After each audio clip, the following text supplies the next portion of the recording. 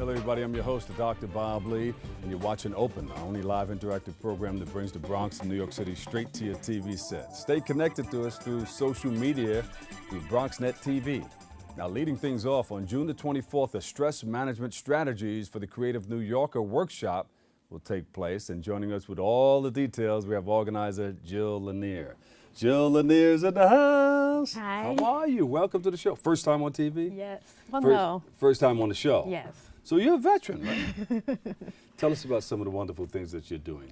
So at the end of June, on June 24th, as you mentioned, I will be hosting a workshop for to help people learn how to manage stress more effectively, particularly stress in general, or as it relates to living in New York City in particular. Oh, stress in general and living in New York City is big, you know. So what are some of the things that you're doing to help out with that? Well, I'm going to walk participants through a 5-step framework. I call it the Mindful Renaissance Framework.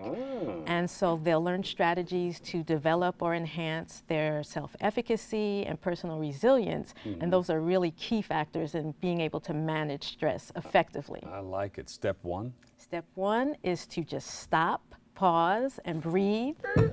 Put the brakes on, hold on. Anytime you come into a stressful moment, you just stop. Hold up, wait a minute, and then what happens? And then just prepare. It gets you into a mindset to shift to be able to deal with what's going on immediately, or maybe if you have a little more substantial stress issue, just to get into the correct mindset. When you're stressed out, you can't think well, and you may make decisions that will worsen the situation and increase your stress. That's so true. Yes. You know, and don't, if you have a little argument or somebody gets on the wrong side of you, Exactly. Just take a few minutes and that pause will be a big help to you, that's for sure. Yeah. Because you may say something, if you say it right then, you may say something you can't take back. Right.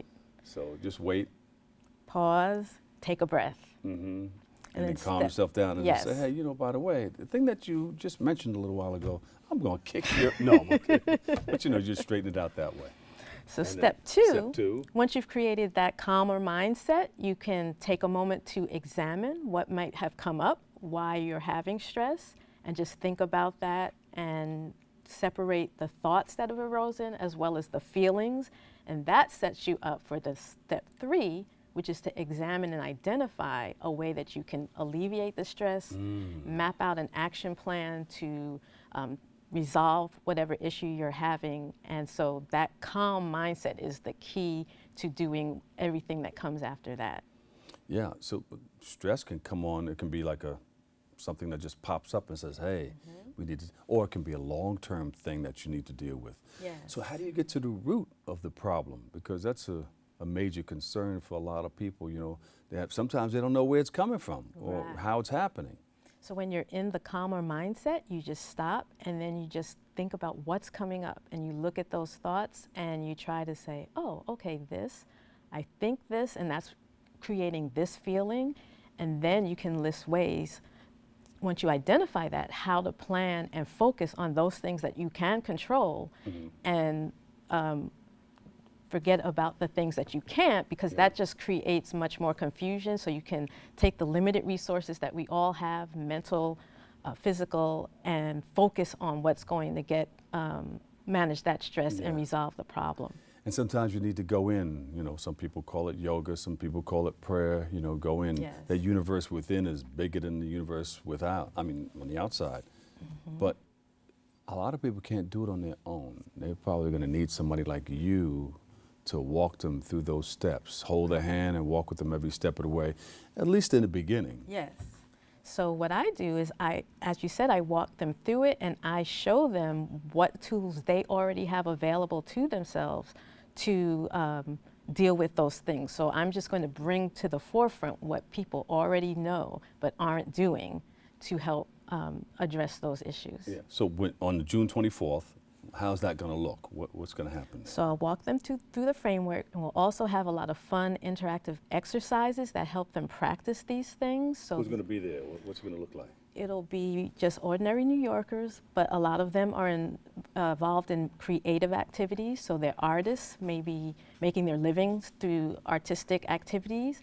There are people who do it as a hobby on the side. And then there's just people who have a creative or artistic sensibility. So they see the possibilities of making positive change for themselves and their community and helping others. Yeah. So I define all of that as creative New Yorkers. So these are mostly creative New Yorkers that you that Everyone you has an artist inside of them. Yeah.